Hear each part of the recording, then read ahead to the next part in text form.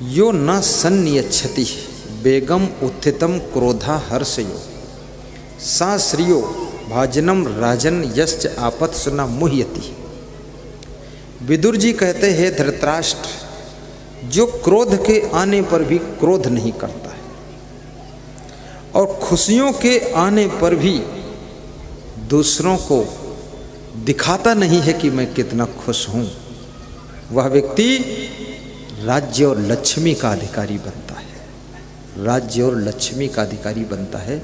इसलिए अपनी खुशियों को भी पचाना सीखना और यदि क्रोध आ जाए तो उसको पी जाना सीखना, क्योंकि क्रोध में लिया गया निर्णय आपके भविष्य को बिगाड़ देता है। कभी कभी राजनीतिक क्षेत्र में तुम्हें आगे बढ़ने के बहुत चांस थे, लेकिन तुम्हारे क्रोध ने तुमको ढकेल कर पीछे कर दिया है। गुस्सा में आकर के तुमने हाई कमान को अंड बंड बोल दिया। बोलने से पहले तौल लीजिए किसको क्या बोलना है, क्योंकि मुख से निकली हुई बोली, बंदूक से निकली हुई गोली, इस पर तुम्हारा कंट्रोल खत्म हो जाता है। उस पर थोड़ा विवेक कर लीजिए। इसलिए जो बहुत बुद्धिमान होते हैं वे बहुत कम बोलते हैं, जो मीडियम बुद्धिमान होते हैं वो थोड़ा मध्यम बोलते हैं, और जो कम बुद्धिमान होते हैं फिर बहुत बोलते हैं।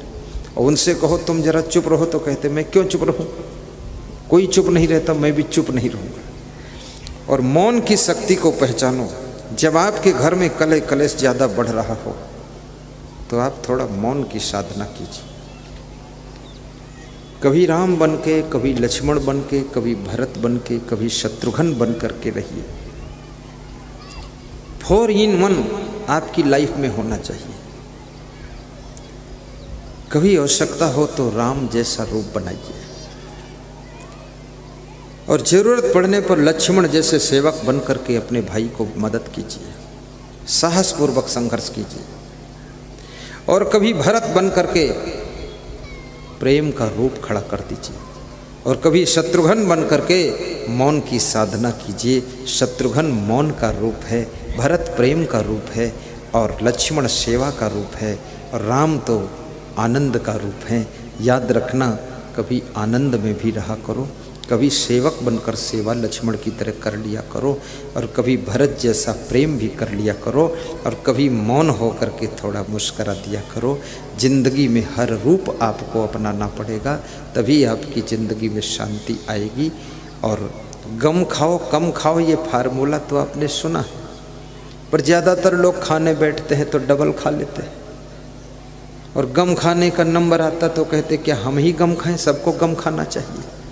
अरे सबका तुम ठेका नहीं लियो, तुम अपनी गम खाओ, दूसरों की बात मत करो। जिसको खुद गम खाना नहीं होता वो दूसरों की बात करता है, ये लोग भी तो गम खाएं, हम गम को खाएं। नहीं, कोई गम खाए या न खाए, आप गम खा लीजिए और मुस्कुराइए कि इस संसार में गम खाने वाले लोग ही सुखी रहते हैं। जो गम नहीं खा सकते हैं उनकी ज़िंदगी गम में बीत जाती है। गम माने चिंता भी होता है, तो गम माने सहना भी होता है। जो गम खा लेते हैं उनकी ज़िंदगी की गम कम हो जाती है, और जो गम नहीं खा पाते हैं वे दुनिया से खुद ही कम हो जाते हैं। इसलिए गम खाना भी सीखो। जिन्होंने राजनीतिक पार्टी में गम नहीं खाया वो पार्टी से कम हो गए, अलग हो गए, और जिन्होंने घर में गम नहीं खाया वो घर से अलग थलग हो गए, और जिन्होंने आश्रम में गम नहीं खाया वे साधु बनकर भी अलग थलग हो गए।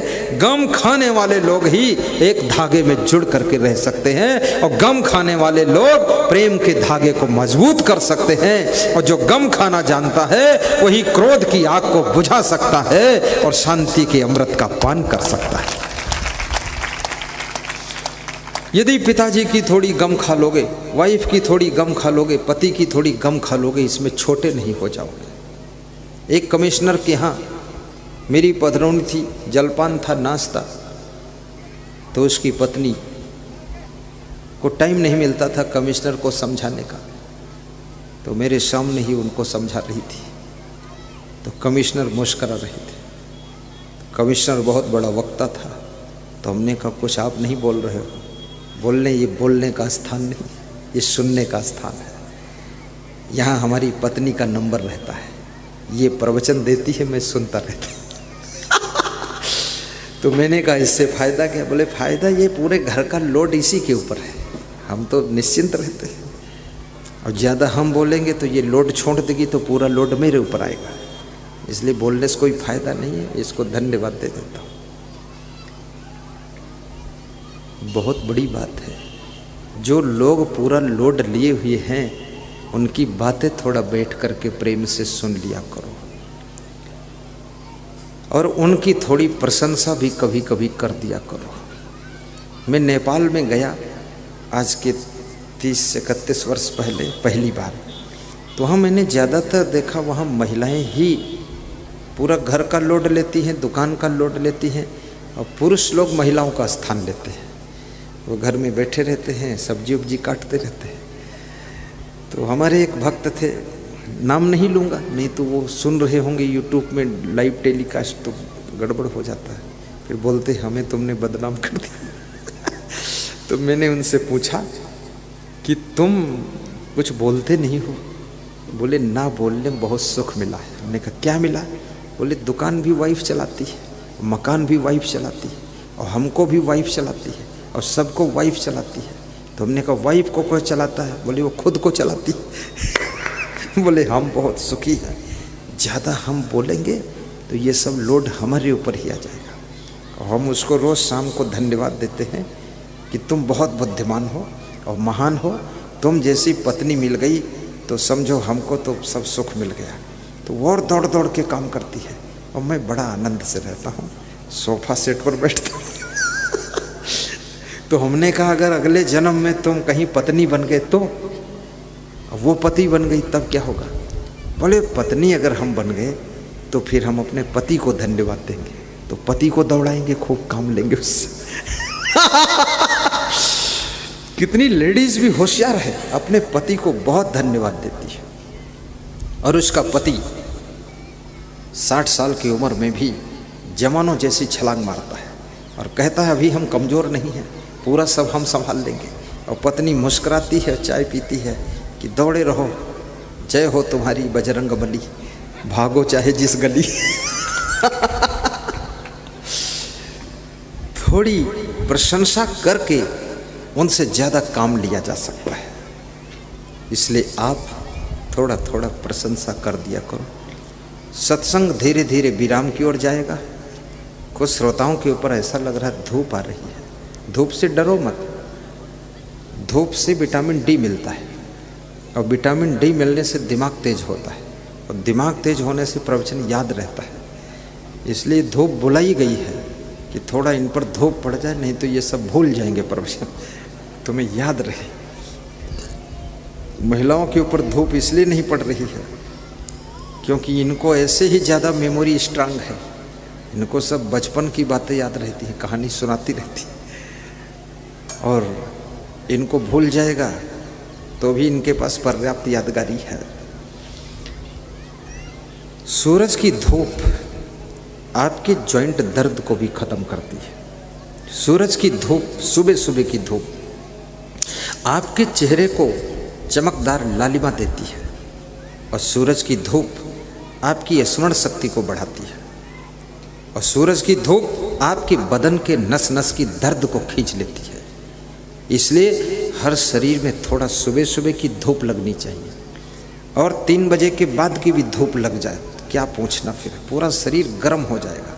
फिजियोथेरेपी कराने की ज़रूरत ही नहीं, ये फ्री की फिजियोथेरेपी सेकाई हो रही है, और इसको करा लीजिए। आप पंडाल में चल रहा है, कुछ पैसा देना हो तो दान डिब्बे में दान डाल दीजिए।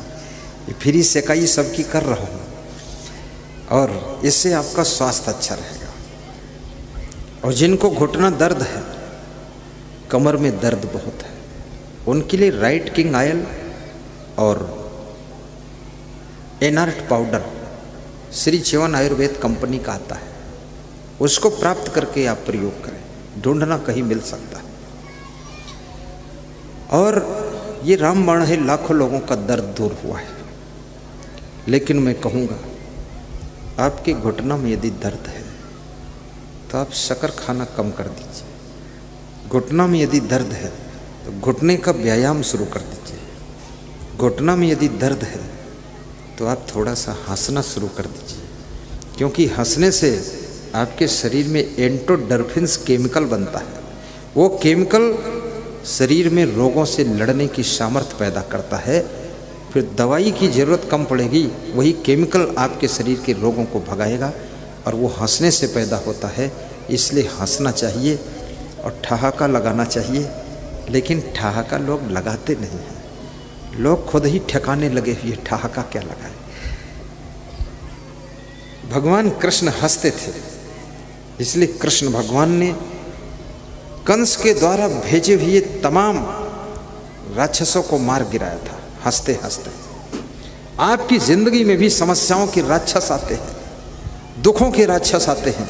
इनको मार गिराने के लिए आपको हंसी खुशी बनाए रखना पड़ेगा, अन्यथा ये समस्याओं के राक्षस फिर आपको मार गिराएंगे।